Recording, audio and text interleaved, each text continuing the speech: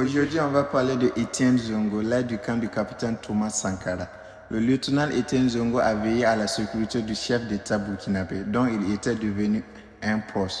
Il avait tenté de convaincre Sankara à prévenir le coup d'État qu'il savait être en préparation, dit par son compagnon Blaise Compaoré.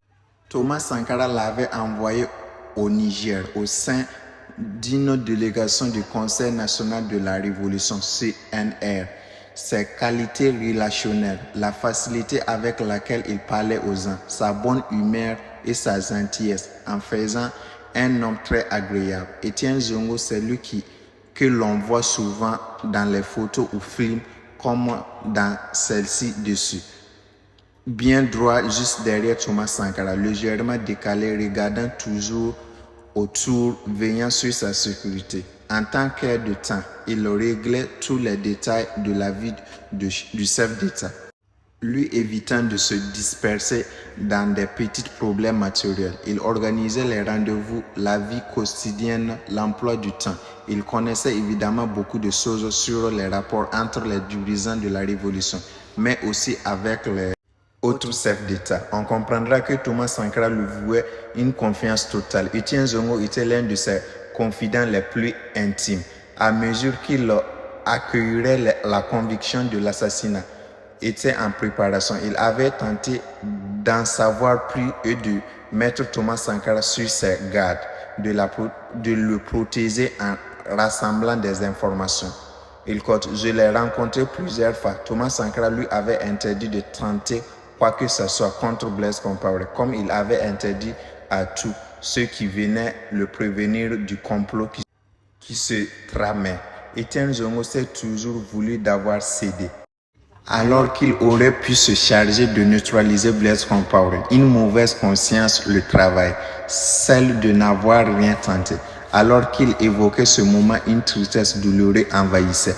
Il aurait mieux valu neutraliser Blaise Compaoré, qui, après le coup d'État, il était détenu par le camp de Blaise Compaoré, là où il a fait plus de 21 mois. Grâce au Ghana, Étienne Zongo a pu quitter le lieu de détention, où il avait passé plus de 21 mois. L'ambassade ghanéenne au Ghana est intervenue auprès de Blaise Compaoré pour exiger sa libération et puis l'amener au Ghana, à Accra.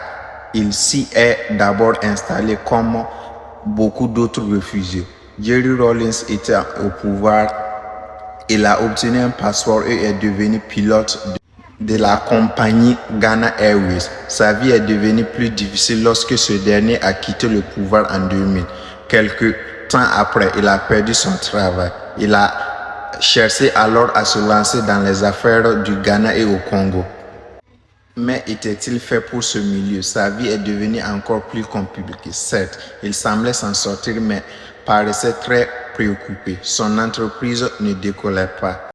Étienne Zongo a vécu l'insurrection et la fuite de Blaise Compaoré en approuvant une grande joie et une certaine sérénité. Sa mort brutale l'a empêché de rentrer sur lui, de reprendre tranquillement sa vie dans sa patrie, le Burkina Faso, à laquelle il se sent tant consacré durant la Révolution.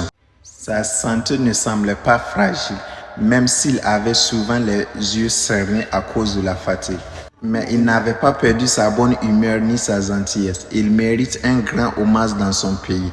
Il est resté debout, digne, fidèle et passé courageux, refusant de céder aux sirènes du régime Compaoré, qui a tenté maintes fois de l'acheter et de le faire revenir, et n'a jamais cédé à la compromission. Il a beaucoup contribué à ce que Thomas Sankara puisse travailler dans les meilleures conditions possibles. Il a beaucoup contribué pour la Révolution, non seulement en réglant sa vie au mieux, mais aussi en échangeant avec lui. Lorsque celui-ci avait des doutes et ressentait le besoin de confronter ses idées et de ne se confier à quelqu'un de confiance. Il était en contact avec le juge chargé de l'enquête sur l'assassinat de Thomas Sankara. Étienne Zongo a tant contribué à la Révolution. Étienne Zongo est décédé le 3 octobre 2016 du cancer du poumon. Rendons-lui un hommage à la hauteur de son immense contribution pour le pays des hommes intègres.